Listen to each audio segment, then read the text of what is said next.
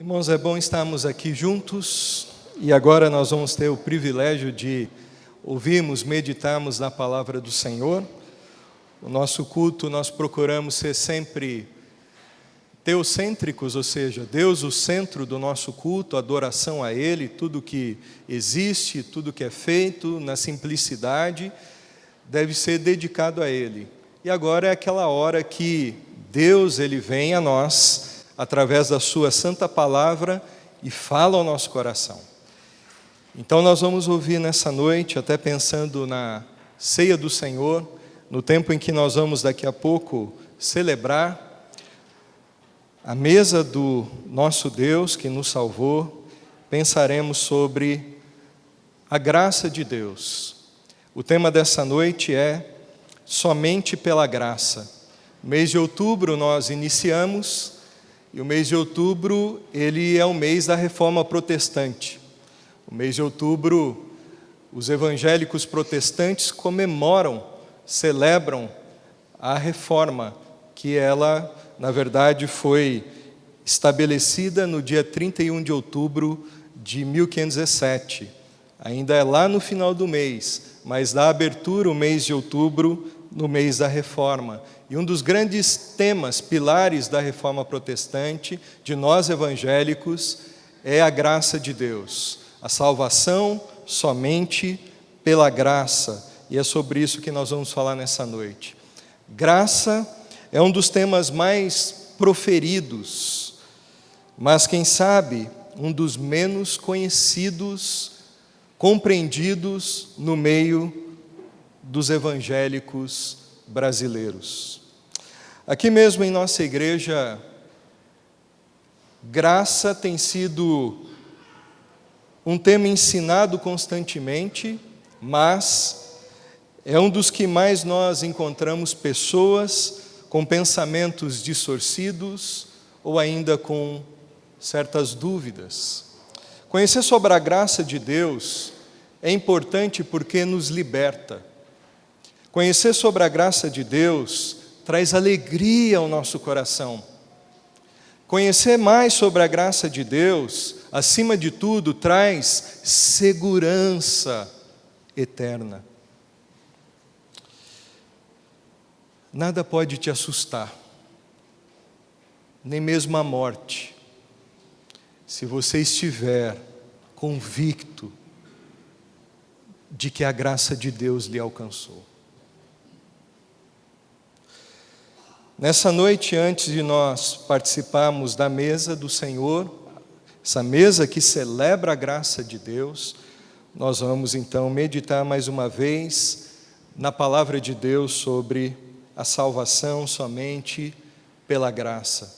E nós vamos ler o texto áureo sobre a salvação pela graça, que é Efésios capítulo 2. Efésios capítulo 2.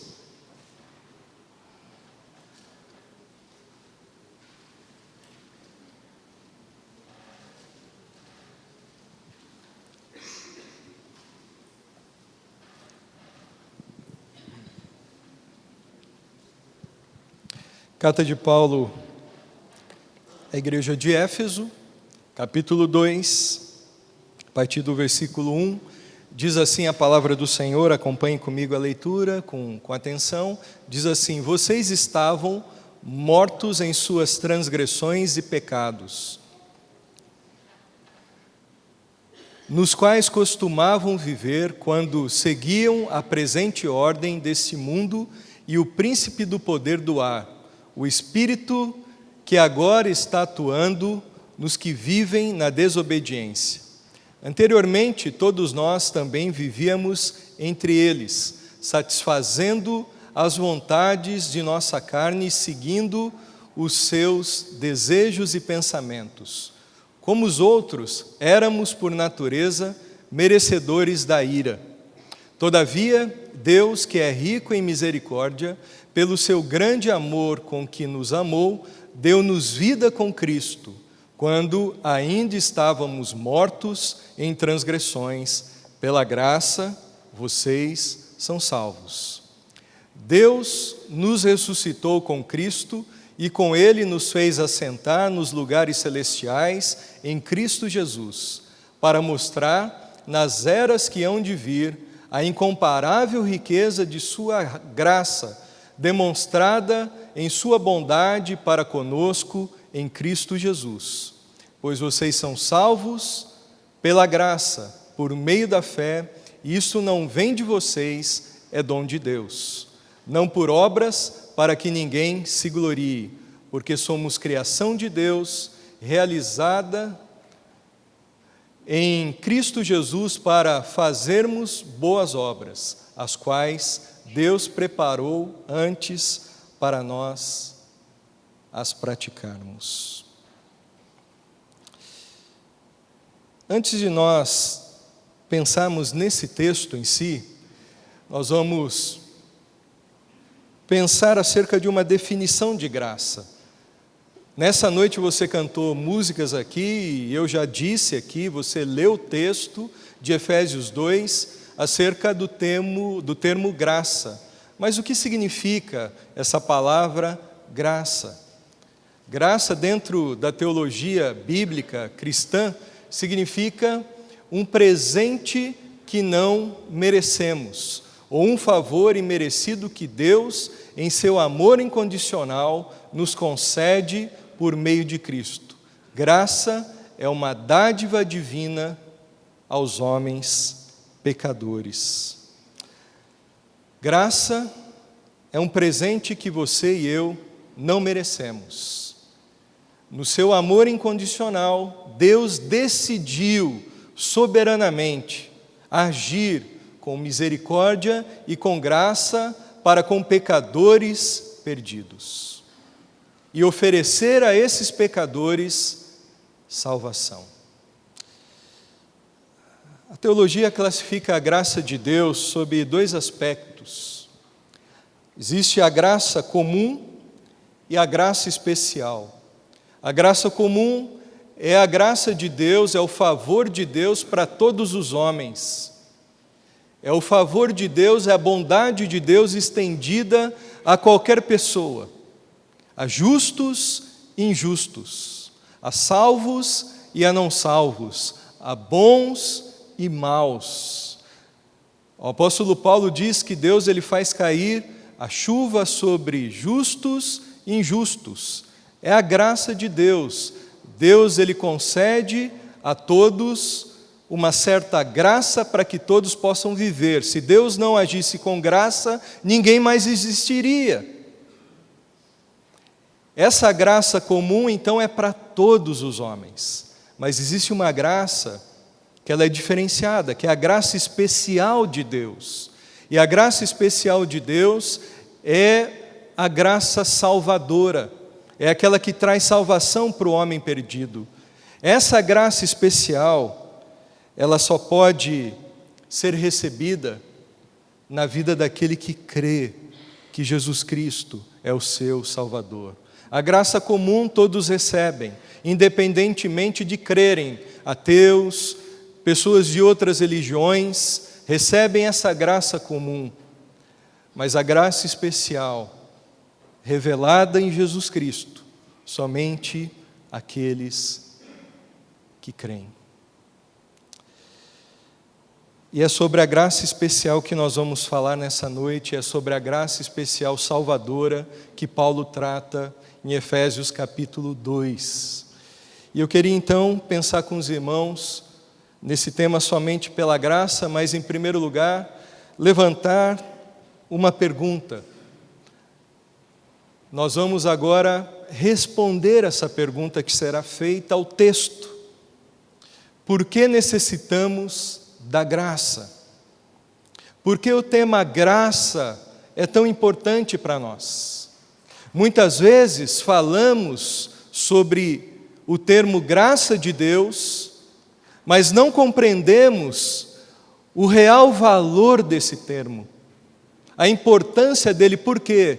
Porque não mostramos na palavra de Deus a condição do homem sem a graça. Quão desesperadora é a condição do homem sem a graça especial de Deus. E Paulo, antes de dizer sobre a maravilhosa graça do Senhor, ele fala do porquê todos os homens precisam dessa graça. E por que ela é tão maravilhosa na nossa vida. E nós vamos iniciar então respondendo essa pergunta: por que a graça é importante para mim? Por que a graça de Deus é importante para você e para todos os homens? Se nós não compreendemos a importância dela, nós não vamos valorizar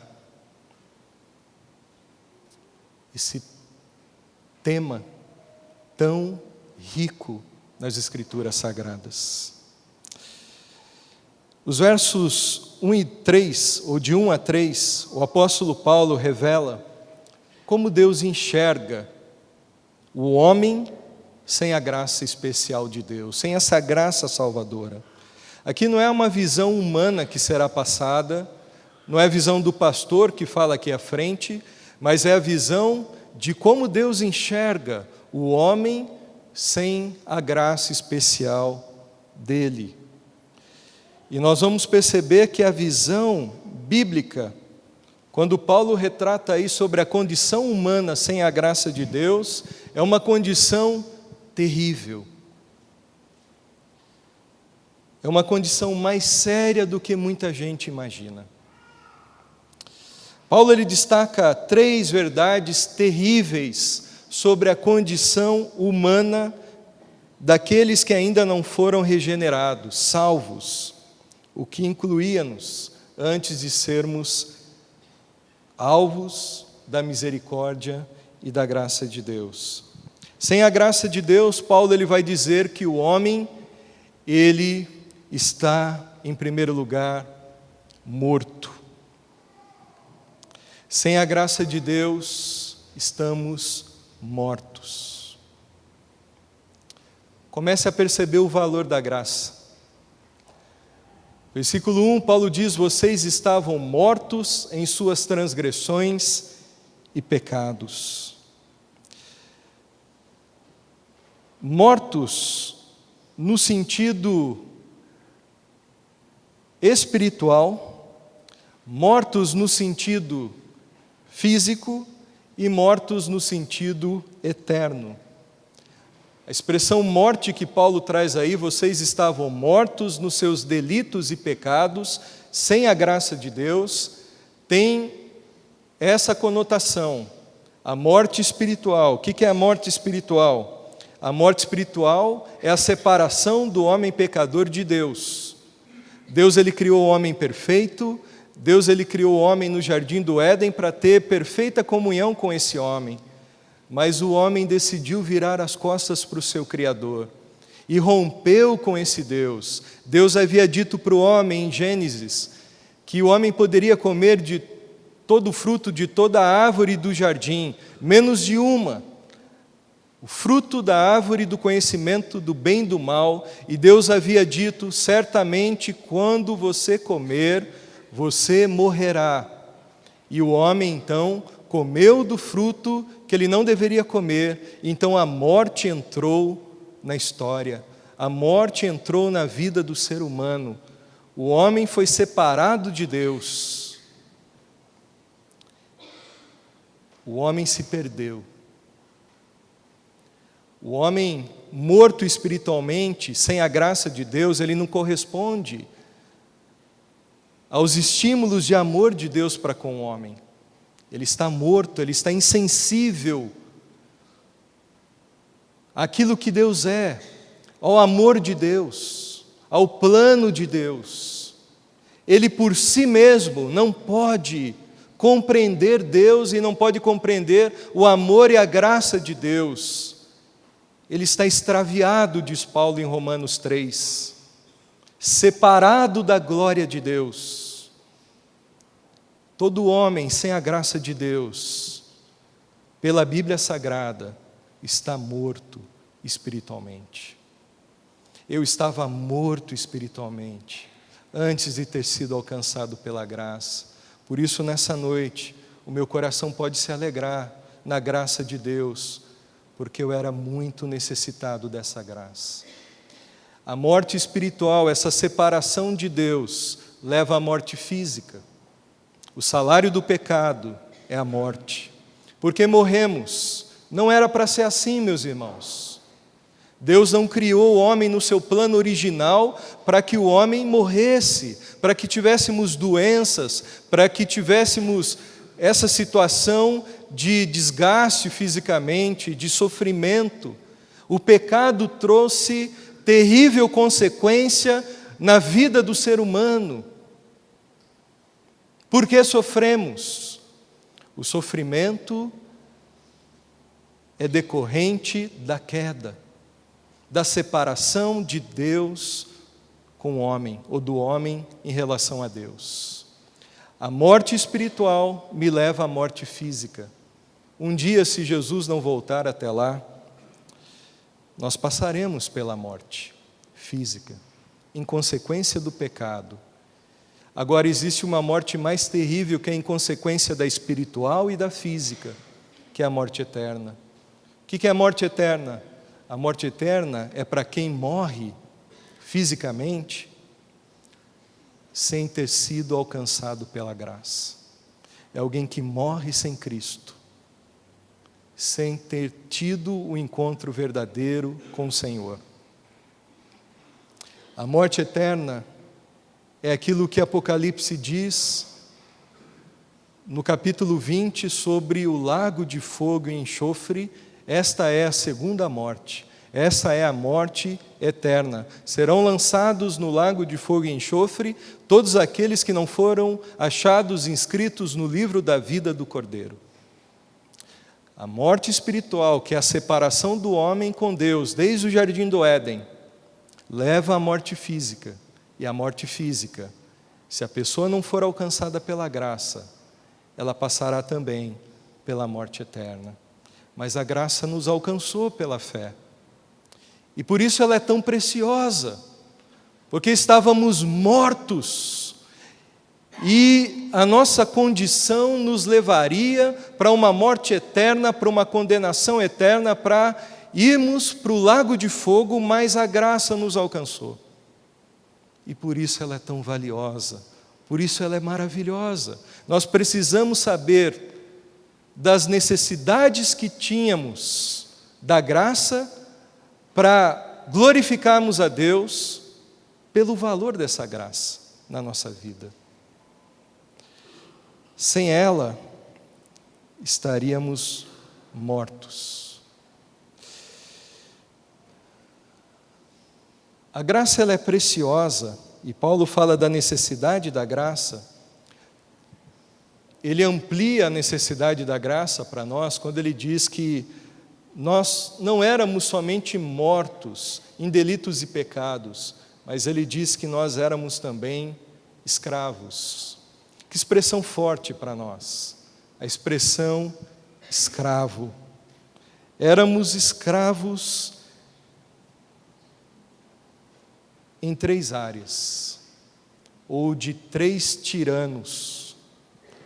Éramos escravos do mundo. Paulo diz isso aí no texto, no versículo 2 a 3. Nós costumávamos viver segundo a presente era desse mundo. Estávamos escravizados por esse sistema falso de valores, regido pelo diabo, esse sistema corrompido, essa cultura que nos envolve, que nos afeta, que nos molda e que nos faz viver longe de Deus. No sistema do mundo há engano, há falsas religiões, há imoralidades. O mundo, não a criação, o mundo, não o planeta Terra, não é nesse aspecto, apesar que na Bíblia muitas vezes a palavra mundo ter o sentido de criação, aí Paulo usa a palavra grega que significa sistema. Nós éramos escravos desse sistema. Eu me lembro, antes de me converter, o quanto eu era envolvido, influenciado e levado por esse sistema mundano, onde o padrão não é o padrão de Deus, mas o padrão do diabo. Paulo diz, estávamos acorrentados no mundo. E quem sabe aqui algumas pessoas estão lembrando como eram suas vidas antes de terem sido resgatados pela graça de Cristo. Como viviam, perdidos nesse mundo. Éramos escravos dele. Paulo também diz que nós éramos escravos do diabo, quando ele diz aí que nós costumávamos a viver segundo o príncipe do poder do ar, o espírito que agora está atuando nos que vivem na desobediência. Quem é o príncipe do poder do ar que Paulo fala aí? É o próprio diabo, Satanás, o adversário. O diabo é o Deus do sistema, é o Deus desse mundo. Há uma mente que cria novelas depravadas, há uma mente que cria desenhos, que cria filmes, que cria séries imorais, lixos, e que tentam nos influenciar dentro da nossa casa, a vivermos de uma forma baixa, de uma forma que desagrada a Deus. É o diabo que é o mentor desse sistema de corrupção do nosso país. É o diabo que está envolvido como mentor desse sistema cheio de mentiras que nós vivemos na sociedade sem Deus. Éramos escravos disso. Escravos da carne. Quando diz carne aí, ele está dizendo sobre natureza pecaminosa. Há dentro de cada ser humano uma inclinação para o mal que vem desde Adão, quando Adão pecou. Isso é transferido de pai para filho e assim por diante até chegar nos nossos dias. Todos nós carregamos uma natureza com tendência ao pecado. Éramos escravos das inclinações carnais. O que vinha na cabeça, desejos carnais, paixões mundanas, pecaminosas, nos arrastavam facilmente, como se fosse uma correnteza forte que viesse e a gente não exprimisse resistência alguma. Éramos escravos da carne, nos entregando a todo tipo de pecado. E a coisa mais séria é que não nos considerávamos perdidos e não considerávamos que essas coisas todas desagradavam a Deus, as considerávamos comuns e em muitas das coisas que nós fazíamos na carne, nós nos alegrávamos nelas, nós tínhamos prazer nela, na carne. Mas a graça nos alcançou. E a graça, ela veio e arrebentou os grilhões. E a graça em Cristo Jesus arrebentou as correntes da escravidão do mundo, do diabo e da carne. Não que hoje somos perfeitos, mas não vivemos mais sobre o jugo da carne. Não vivemos mais acorrentados pelo diabo. Cristo nos deu a vitória na cruz sobre o diabo. E não vivemos mais, ou pelo menos não deveríamos mais viver, levados pela cultura, pelo sistema caído mundano. Mas devemos viver agora, e podemos viver agora, uma nova vida em Cristo Jesus. Uma vida cujo prazer é buscar a glória de Deus. Se não fosse a glória de Deus, ou a graça de Deus, onde nós estaríamos? Escravos do mundo, do diabo e da carne. Paulo ainda amplia, e não é prazeroso nós vemos essa primeira parte de Efésios capítulo 2, porque essa primeira parte nos coloca no espelho, mas no espelho verdadeiro, o espelho que Deus usa. E a gente olha ali e vê um monstro, porque éramos mortos segundo Deus, sem a graça de Deus estávamos mortos em delitos e pecados, estávamos escravizados e mais. Paulo ele vai dizer, estávamos condenados. Versículo 3, Paulo diz, como os outros éramos por natureza merecedores da ira, Ira do quê? A ira de Deus. Deus santo, santo, santo, Ele não pode conviver com o pecado. Ele se desagrada do pecado. E nós merecíamos a justiça de Deus sobre nós. E a justiça de Deus para pecadores deveria ser a ira sendo derramada sobre nós. Estávamos condenados a recebermos a ira e sermos lançados no inferno por sermos pecadores. Mas a boa notícia, e Evangelho significa boa notícia, a boa notícia do Evangelho é para gente assim. A boa notícia do Evangelho é para mim, que era morto em delito, em pecado, que era escravo e que estava condenado, mas Deus, no seu imenso amor, trouxe uma boa nova, uma boa notícia, de que pela graça podemos ser salvos, podemos ser livres da morte eterna, podemos ser livres da escravidão, do mundo do pecado e de Satanás, podemos ser livres da condenação. A condição do homem sem Deus, sem a graça de Deus, em Cristo Jesus, é mais séria do que a gente imagina. Por isso que quando nós pensamos sobre a graça é um tema tão rico e nos traz tanta alegria e refrigério. Porque nós necessitamos da graça, porque sem a graça estaríamos perdidos. Não haveria esperança para nós. Não poderíamos ter salvação sem a graça de Deus. Se Deus retirasse a sua graça de nós, onde nós estaríamos hoje? O que seríamos? Se Deus retirasse a sua graça daqueles que já foram salvos, onde nós passaríamos a eternidade? Condenados, mortos e escravos. A graça é para a gente assim. Eu não sei se você se reconhece assim, mas a graça é para essas pessoas. Por isso que a graça é tão importante para nós, porque somos extremamente necessitados dela. Sem a graça estávamos mortos, condenados e escravos. Como podemos ser salvos por essa graça? Como homens condenados, mortos e escravos podem ser salvos por essa graça?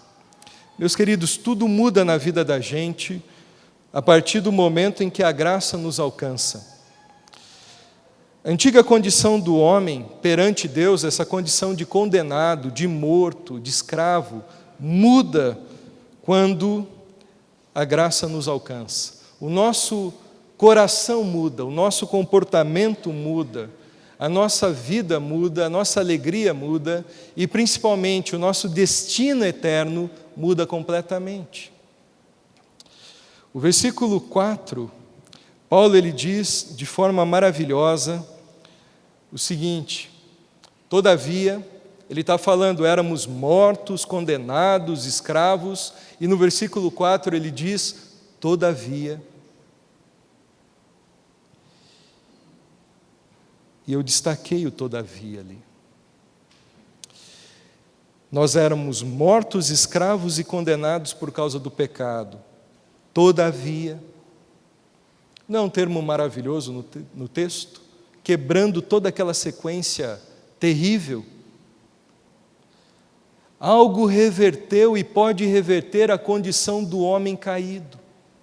Todavia, o homem estava perdido, todavia, porém, algo pode reverter toda essa situação miserável, toda essa falência espiritual do ser humano sem Deus. Todavia, Deus, que é rico em misericórdia, pelo seu grande amor com que nos amou, pelo grande amor com que nos amou, deu-nos vida com Cristo, quando ainda estávamos mortos em transgressões. Pois, pela graça, vocês são salvos. pela graça vocês são salvos. Nesses 2 versículos, Paulo, ele diz que somos salvos porque primeiro Deus agiu com misericórdia para conosco. E, em segundo lugar, Paulo diz que nós somos salvos porque Ele derramou a sua graça sobre a nossa vida. Quando a Bíblia diz que Deus age com misericórdia, já foi dito aqui nessa noite, isso significa que Deus decidiu não nos punir. Misericórdia é quando deixamos de receber o que merecíamos. E o que merece um condenado, como diz Efésios 1? Todos nós éramos condenados ao inferno por sermos pecadores. O que merece alguém que virou as costas para o seu Criador? Alguém que não corresponde a Deus porque está morto diante de Deus? O que merece um escravo diante de um Deus santo? Nós merecíamos, por sermos condenados pelo pecado, punição, justiça, a ira, mas Deus agiu com misericórdia. E misericórdia é quando Deus decide graciosamente e amorosamente não nos punir. Mas a misericórdia apenas, meus irmãos, não é suficiente para salvar o homem. Se Deus deixasse de nos punir, ainda assim estaríamos perdidos, porque um dia nós morreríamos e iríamos para o inferno. Nós precisávamos de uma nova vida, precisávamos de salvação, precisávamos de um favor maior, precisávamos da sua graça. E por isso que Paulo diz que a misericórdia rica de Deus nos alcançou e pela graça nós somos salvos. Graça é quando recebemos aquilo que não merecíamos receber. Graça é um presente, graça é uma dádiva de Deus para cada um de nós. Eu já usei aqui uma ilustração do Dr. Russell Shedd, mostrando a diferença entre graça e misericórdia. Um pai outro dia disse para um filho que estava aprontando bastante, não é? Ele falou para o filho o seguinte: filho, se você fizer de novo essa coisa errada, eu vou disciplinar você. Eu vou te dar 10 palmadas e você vai ficar de castigo. Eu vou te dar 10 palmadas no seu traseiro. Estamos combinados aqui, você está entendendo? E eu vou te deixar de castigo. Entendeu? Entendi, pai. O que aconteceu? O filho deixou de fazer coisa errada? Ele fez a coisa errada. O pai chamou o filho, deu 5 palmadas no traseiro do filho. Quantas eram? 10. Ele deu 5. O filho estranhou. Ele saiu no lucro. Ele estranhou. Ele falou: mas pai, eu não falaria nada. Mas ele disse: pai, não eram 10? O pai disse: sim, meu filho, eram 10 palmadas.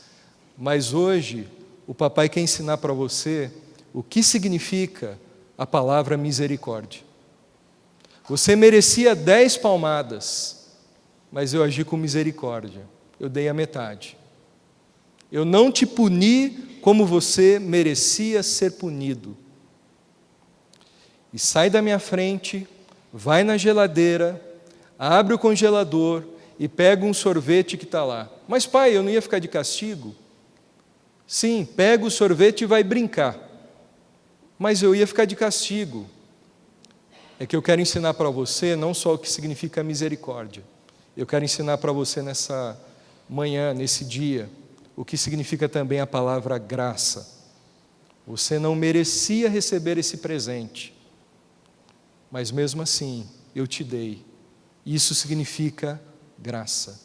Misericórdia é não ser punido tendo o merecimento dessa punição. E graça é receber um presente sem merecimento.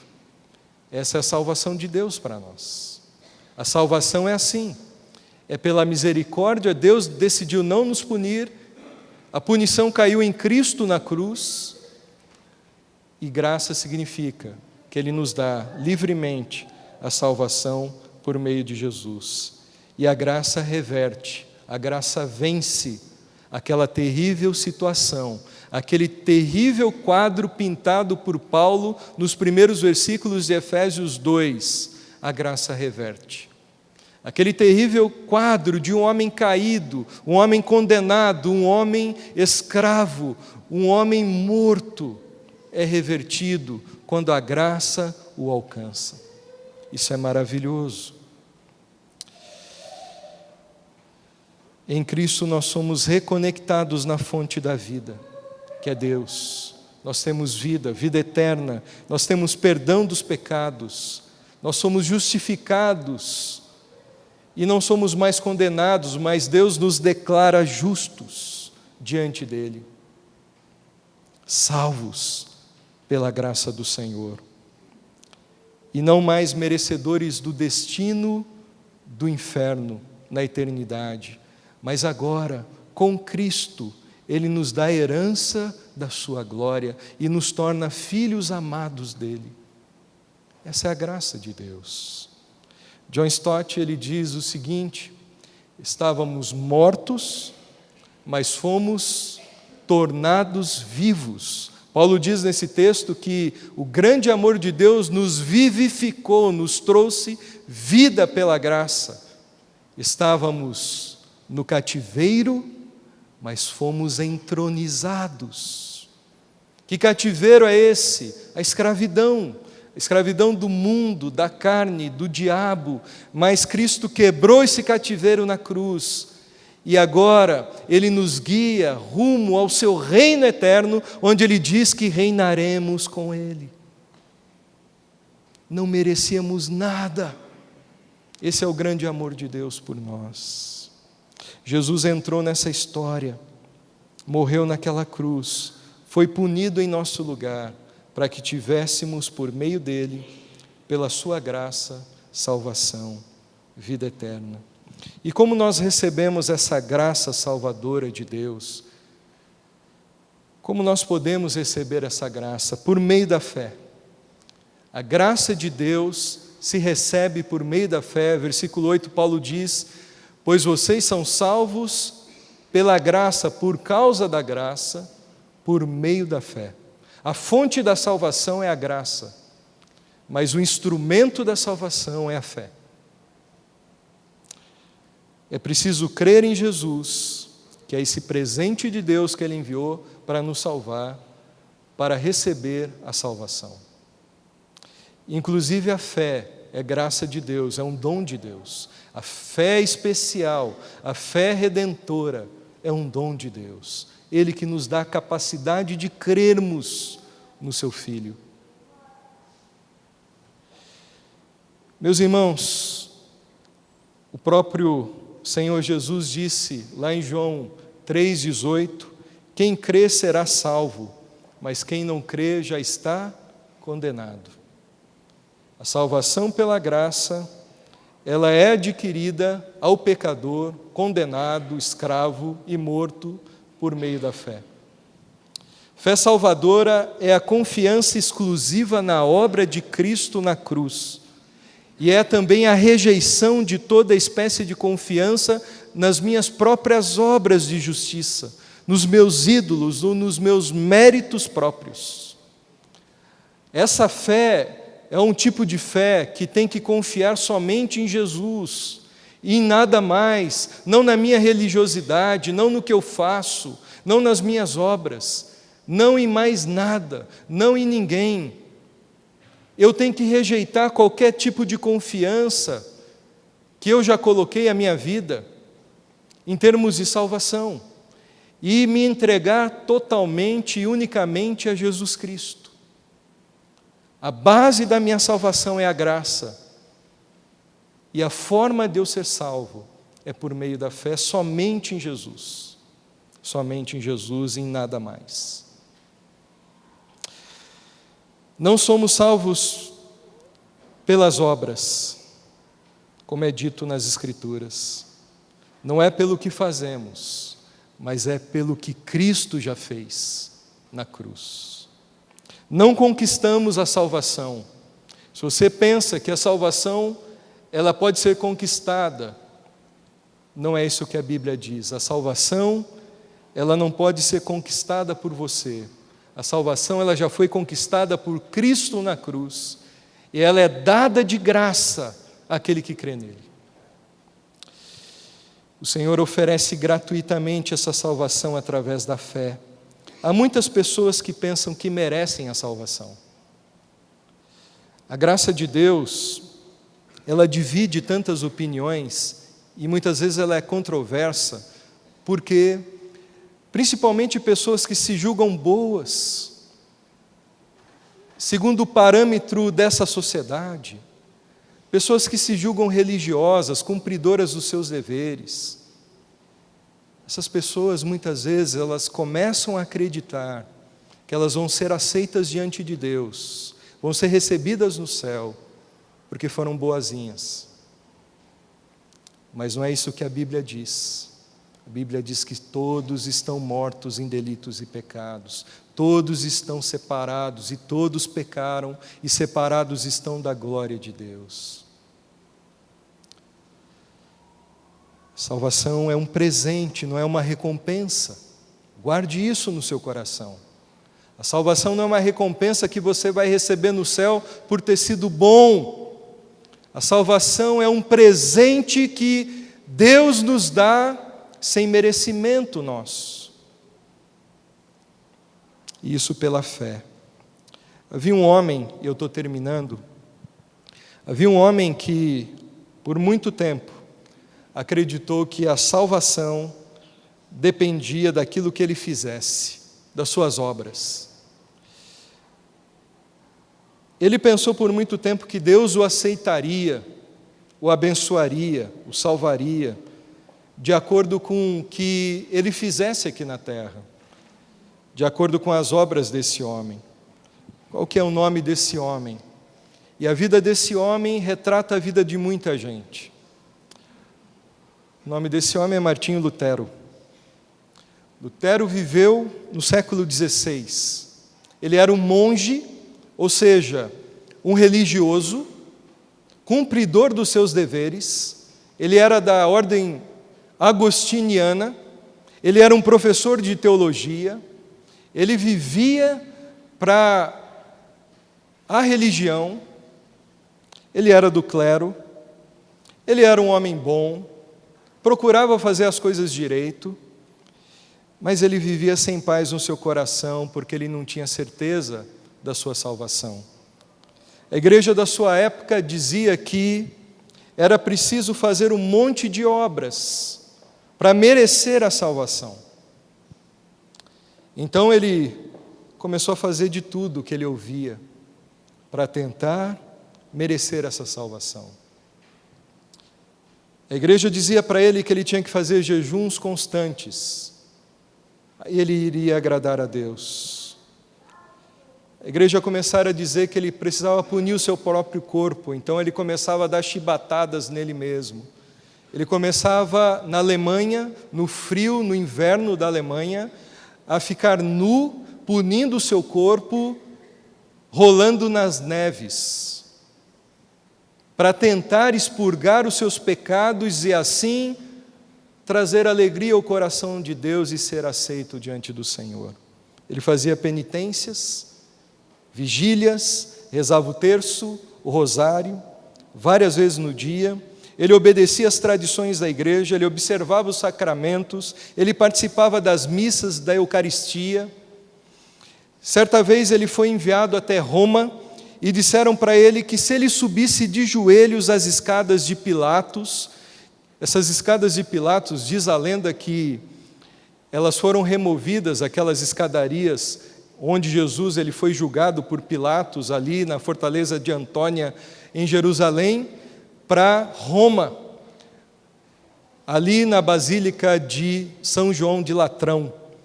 Então, quem sobe naquela escadaria, se pensava naquela época que receberia então a salvação. e fora dito para ele: se você subir de joelhos essa escada e lá no final depois você beijar a mão do Papa, aí não vai ter erro, aí você vai receber a salvação. E Lutero fez isso. E ele relata que ele nunca se sentiu tão constrangido e tão vazio ao fazer essas coisas, e tão desesperado, porque aquilo não aliviava o seu coração, angustiado por causa do pecado. Ele tinha medo de morrer, ir para o inferno, mesmo sendo assim, como eu disse, religioso, praticante. Ele não tinha certeza da salvação. E na época de Lutero, na Idade Média, se dizia que a salvação podia ser comprada. Se vendiam cartas de perdão, as indulgências. Tinha lá o pecador, o camarada que fazia a coisa errada, ele não precisava se converter, ele não precisava da graça de Deus. Na verdade, isso não era nem ensinado. Se dizia que ele podia comprar um papel, uma carta, e se ele recebesse essa carta com carimbo do bispo, ele estava perdoado e iria para o céu.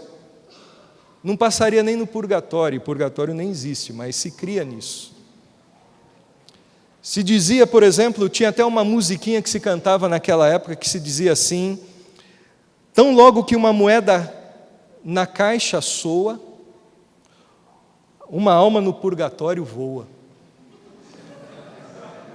Levava a caixinha lá para colocar as moedas, o gasofilácio, e quem tinha parentes que já tinha morrido e não tinha certeza da salvação desses parentes, então comprava a salvação desses parentes, colocando dinheiro naquela caixa. Então tinha essa musiquinha: tão logo que uma moeda na caixa soa, uma alma do purgatório voa. Voa para o céu, já vai direto lá para o céu.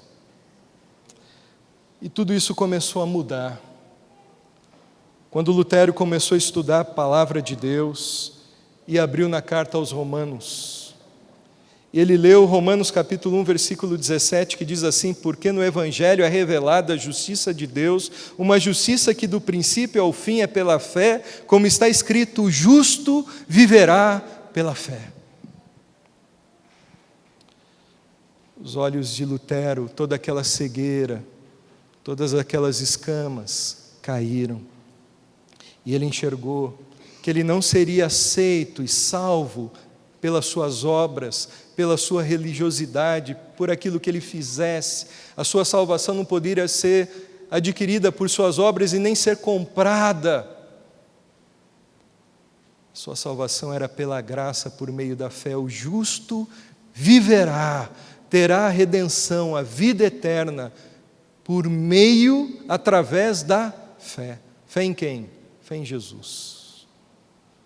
Foi aí que começou a reforma protestante, e foi aí que houve o rompimento com a igreja maior, e se começou então a igreja protestante, resgatando dois dos grandes temas da Bíblia Sagrada, sola gratia e sola fide. Somente pela graça e somente pela fé o homem pode ser salvo. Meu irmão, não é por você, não é pelo que você faz. Você vem à igreja não é para ser salvo, você vem porque você é salvo. Não é para ser, mas porque você é. Você não faz boas obras para ser salvo, mas porque você é salvo. Você não será aceito por aquilo que você fizer, você já está aceito através de Cristo, através da graça. E por isso você deve viver para Ele, para a glória dEle. Paulo diz que não é por obras, ou não são pelas obras, que nós somos salvos, para que ninguém se glorie. Ninguém vai poder chegar no céu batendo no peito e dizendo: eu estou aqui porque eu mereço. A nossa salvação é pela graça, são méritos totais de Cristo. A glória é toda dele, da nossa salvação. Interessante que essa palavra, somos salvos, ou vocês foram salvos pela graça, essa palavra salvos, no verbo grego, dá a ideia de que isso já aconteceu na vida daquele que já creu em Jesus Cristo, e isso não pode se perder. Isso já está garantido. Deus já nos vê como salvos, como pessoas que vão para a glória, não pelo que fazemos, mas pelo que Cristo já fez naquela cruz. A salvação já está garantida, independentemente do que fizermos, porque Cristo já fez o que nós precisávamos para sermos salvos. Será que você entende isso? Não é salvo e depois de salvo pela graça, agora eu tenho que me manter com obras para ser salvo. Não. O salvo pela graça, a própria graça vai levá-lo para o céu, a própria graça vai santificá-lo, a própria graça vai fazê-lo perseverar.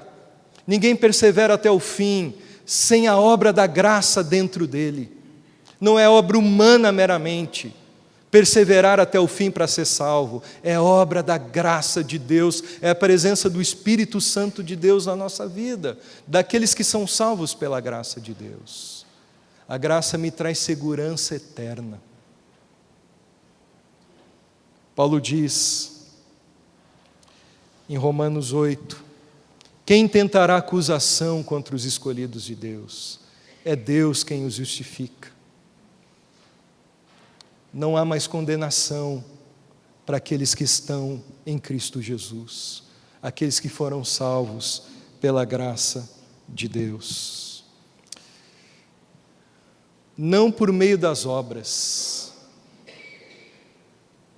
para que ninguém se glorie. D.I. Packer, ele diz assim,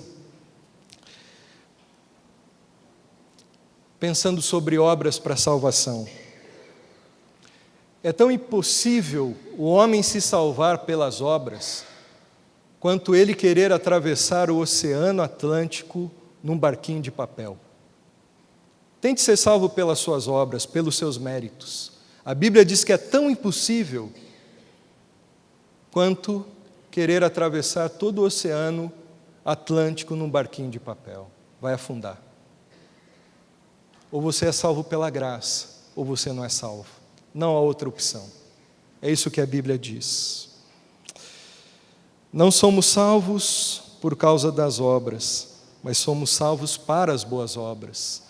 As obras não são uma condição para a salvação, mas um resultado da salvação pela graça. Não é porque eu fui salvo pela graça, agora eu apronto, faço o que eu quero. Quem pensa assim, vive assim, ainda não foi alcançado pela graça. Quem é salvo pela graça, evidencia essa salvação, mostrando uma vida transformada. Uma nova vida em Cristo Jesus. Não somos salvos por causa das obras, mas quem é salvo demonstra boas obras.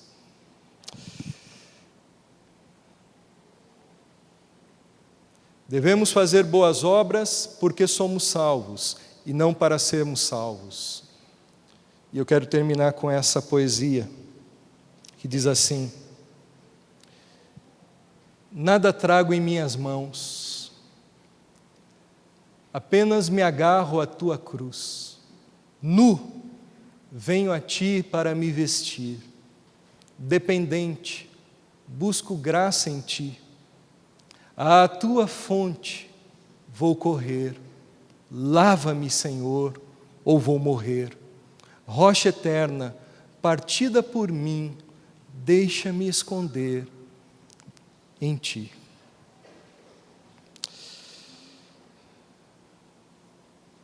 A graça é para quem se reconhece pecador, não vem com obras, dizendo, Deus, eu mereço.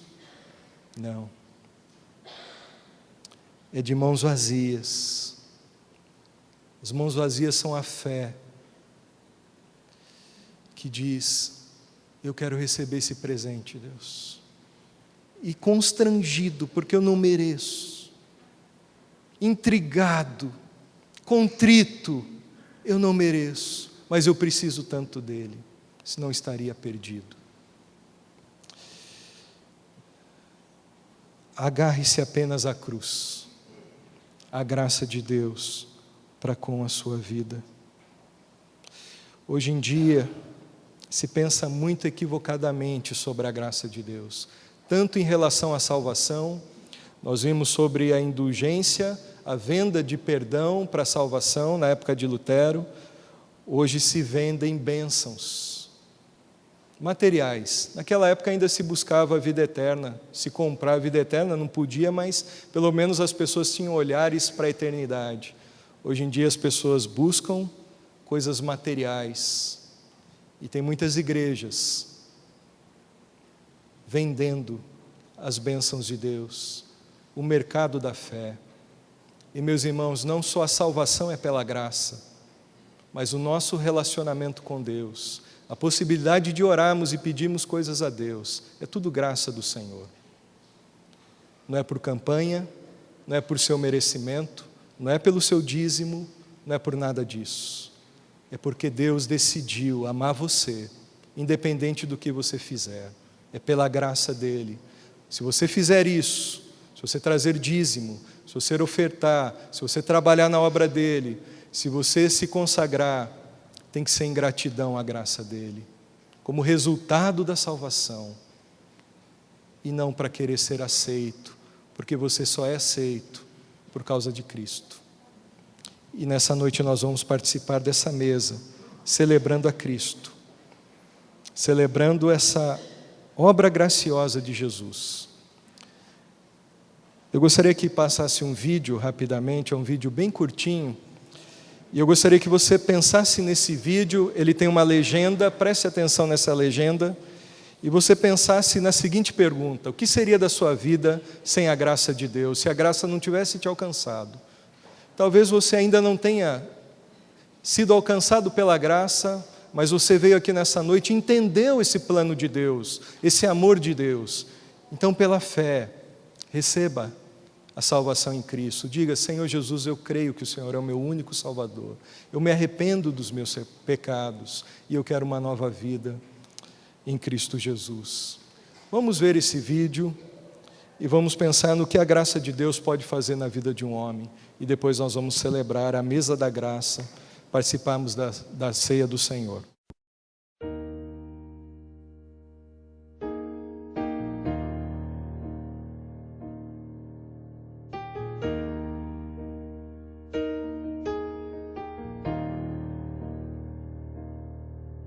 Amazing grace, how sweet the sound that saved a wretch like me.